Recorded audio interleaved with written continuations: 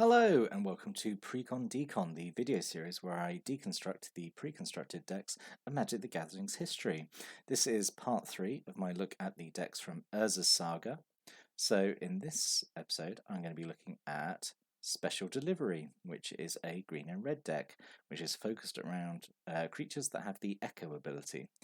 And if you don't know what the Echo ability is, then, well, you're going to find out by the end of this. So let's have a quick look at the deck list. So we have 19 creatures, 5 enchantments, 4 instants, 6 sorceries, an artifact, and 25 land. Mana curve off to the side there. So what can we expect from this? Red-green fatties, basically, which is like a really nice, clear, simple theme. Let's take a look at those fatties. I mean, I say that, and then I go to a slide where most of the creatures are actually quite small. So the big theme of this deck is Echo. So Echo is a mechanic that's been used a few times. It's used a lot in Time Spiral. It's shown up in a few Modern Horizons and Modern Master sets. So Echo basically means that the turn after the upkeep after you've played the permanent with Echo, you have to pay an Echo cost, or you sacrifice it. What this usually means is that the thing you play with Echo is usually quite efficiently costed for its size and abilities, but you're essentially having to pay for it over 2 turns to keep it around, which is, weirdly only in red and green in Urza's block. I don't know why they decided just to give it to red and green, because it is mostly a downside. I would say, because it's I mean, it's almost certainly a downside because you have to, if you don't make a payment, you lose the permanent. But I say these creatures for the time were quite efficiently sized. Also interesting to note is that all these just say Echo. These days it's templated as Echo and then the cost. Just because at the time it was like, oh, you've got to pay the same mana value again.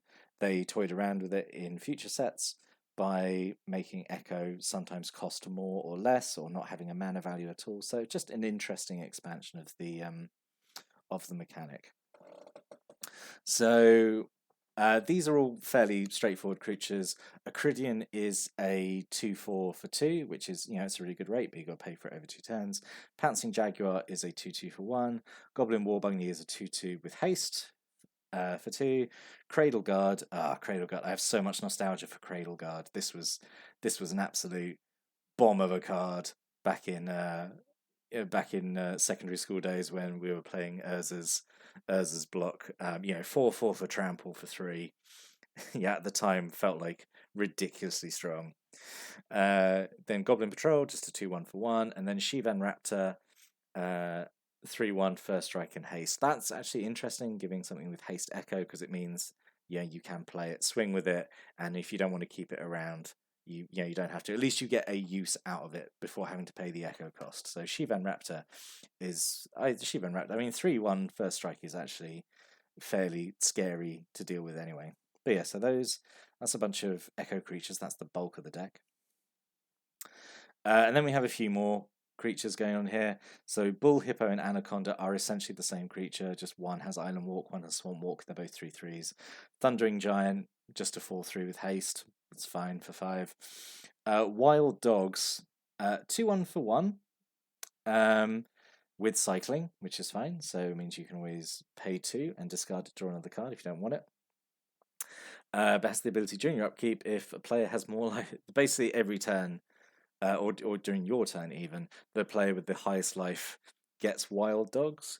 The thing is, if you're playing like a red-green aggressive deck and you're attacking a lot and you keep reducing your opponent's life, it's really not that much of a drawback. I mean, obviously it is still a drawback, but that's okay. And for the time being, like a 2/1 for 1 was pretty good. I mean, it still is, like 2/1 for 1 is still quite obviously aggressively costed. And then one of the rares of the deck is Argothian Worm. So you want to talk about bombs back in the day?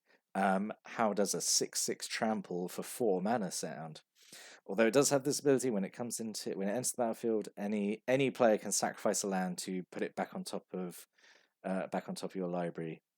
I'm back in the day, I thought that was not really a drawback, because in my mind it was like, oh, it's either a 6/6 trample or they're having to sacrifice a land, and I still get to play it next turn. I mean, the thing is, if someone's got excess lands, they can just kind of lock you out of new draws by just, if they've got lands they don't mind losing, then fine, you're gonna keep sending the worm back to the top of your deck, and you're gonna keep drawing it and casting it. They might keep sacrificing lands. But when it hits the board, a 6/6 trample for like 4 mana is, even by today's standards, that's a very good rate. Really like Argothian Worm, really good nostalgic feelings about that card. And then we have some green, sort of in just other green spells. So we have 2 hidden creatures. So these are enchantment creatures, the original enchantment creatures.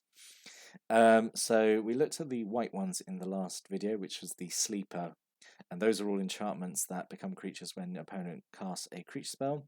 All the green enchantment creatures, all the sleeping enchantments, have different trigger effects. So the Hidden Spider becomes a 3/5 creature with reach when someone casts a creature with flying. The Hidden Ancients becomes a 5/5 tree folk when someone casts an enchantment spell. And this is a block full of enchantment spells, so that's probably going to happen.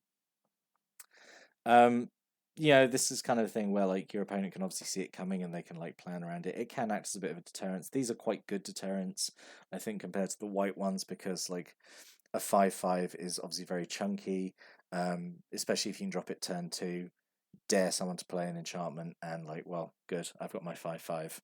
Obviously, being enchantment creatures, they are doubly vulnerable to removal, such as to Hush, which destroys all enchantments, which would have been big in this block because there's a lot of enchantments.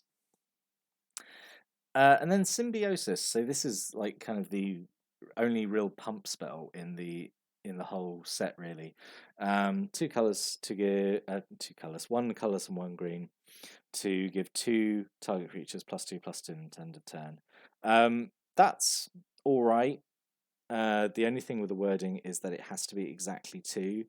It can't be up to 2. So if you only have 1 creature, then you have to pump yours up, and you also have to pump up an opponent's creature. If there's only 1 creature on the board, you can't use it at all. Those are kind of niche situations, but like they could happen. But yeah, Symbiosis is okay. I think to spread out sort of +4/+4 amongst 2 creatures is okay. Just really wish there'd been a couple more than this deck, really, because it's like a deck all about combat and attacking. Would have a few more buff spells would have been welcome. And then we have some red enchantments. So Shiv's Embrace. So there's a whole cycle of these embraces in the set, and the idea behind is they turn a creature into kind of an iconic creature. So Shiv's Embrace basically turns something into a Shivan dragon. So it gives them +2/+2 in flying, and gives them fire breathing. That's if that sticks, that's like a potentially really good game ender, especially on something like Argothian Worm or a Cradle Guard. That's gonna end the game really, really quickly. Fiery Mantle is fire breathing, but it has this really nice ability that a lot of cheap enchantments, or cheap auras rather, in the set do, whereas like if it's destroyed, it just goes back to your hand, and I kind of wish that's the thing that sort of stayed around. Sort of like downplays the disadvantage of using auras that you can get 2 for 1. I think when it's on kind of auras that have a small effect like this, I think that's like a perfectly fine ability to have. And then Torch Song. So this is part of a cycle of these like song enchantments, where every upkeep you get a verse counter on them, and they build up and up and up, and then you can eventually sacrifice to get an effect. Torch Song, being red, obviously does damage to stuff. So a little slow to get going. I don't think this becomes worth it until it's got about 4 or 5 counters on it. Obviously sacrificing this when it has 1 counter is not great. Would have been nice if it got a verse counter when it came into play. As it is, you've got to play it, and it's like 3 mana, and then you've got to wait until turn 4 for this to like do anything. So not wonderful in my opinion. But some of the other ones are pretty good. I think the black one, Vile Requiem, I think is pretty good from what I remember. Then we have a bunch more red removal.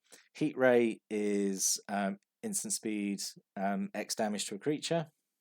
It's pretty good.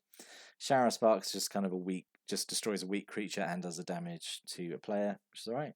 Arc Lightning does 3 damage, split across, split however way you want, which is, yeah, it's a little expensive, but yeah, it pays. It's expensive because it potentially is flexible. You could potentially kill 3 things with that, so I think that makes it okay. Jagged Lightning does 3 damage to 2 target creatures. It again is the same thing with Symbiosis. If there's not 2 creatures out, you can't use it. Or like if your opponent's only got 1 creature and you've got a creature, you have to target one of yours. And then but again, potential like 2 for 1. And then Wildfire, which is the other rare, big splashy spell, 6 mana to make everyone sacrifice 4 lands, and then 4 damage to every creature. So just sweeps the board. Potentially some of your creatures can survive this.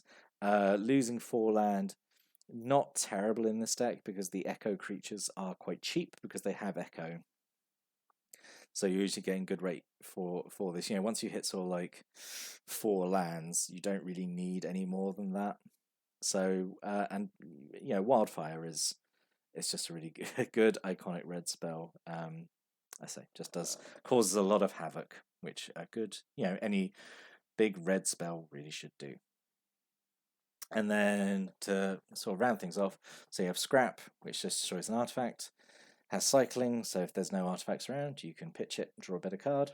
Thran Turbine. Now, firstly I didn't know what this card did, so I had to look it up. Or I didn't know what it did until I saw the card image. So this is interesting because 1 mana, and during your upkeep, this gives you 2 colorless mana, which can't be used to play spells. So I thought like, oh, okay, that's a bit weird because there's no real creature. There's not really any creature with like activate abilities to spend mana on to use this. It seems a bit of a weird inclusion. And then I realized you can't use it to cast spells, but you can use it to pay echo costs, and you can use it to pay cycling costs. So Thran Turbine actually works out really well in this deck because it picks up some of the weight of having to pay for those echo costs. I really think there should have been 2 of these in there because like that it contributes so much to what the deck wants to do, which is play kind of efficiently costed creatures with echo, and then immediately start using them. So I think there definitely should have been another Thran Turbine in here. And then we just have Slippery Cast and Smouldering Crater. These are just non-basic lands with cycling, which is fine. So what could have been?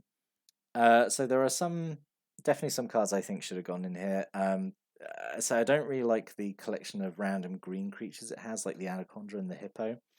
So there's definitely red-green cards with Echo that could have gone here.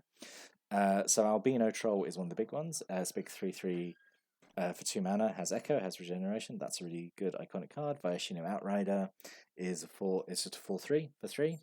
Bug Lizard is a 3/4 with Mountain Walk, again for 3. Another good Echo card. Winding Worm, just a big old 6/6 for 5 mana, and that's got Echo as well. So those are all big Echo creatures that could have, I think, gone in here. We also have Gaia's Embrace. This is just a really big aura.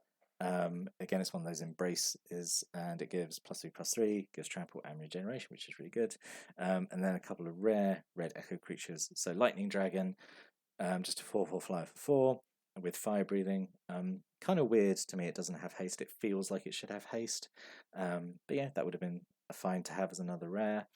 And Crater Hellion, when it comes in, does 4 damage to each other creature. That might have been more fun to have in here than Wildfire, but I say this is what could have been. So in summary, I think this is like a fairly decent deck, like red-green Echo. Like red-green is always nice, straightforward deck to review because it's usually just play big creatures and attack with them. The Echo, I don't know, it could have messed around like with turn tempo and stuff because you play a creature and then next turn you have to spend that mana again to keep the creature, so you potentially put you behind. You're kind of having to pay for a creature essentially over 2 turns. But I don't know. It's hard to know how this would have played in real life without sort of playing it myself. So yeah, did you have this deck? How did it play? Did you use it? I'd really like to know. So maybe stick a comment below. I'd like to hear. But I'll be back next time to look at another deck from Urza Saga. But until then, thank you for watching and have a good day.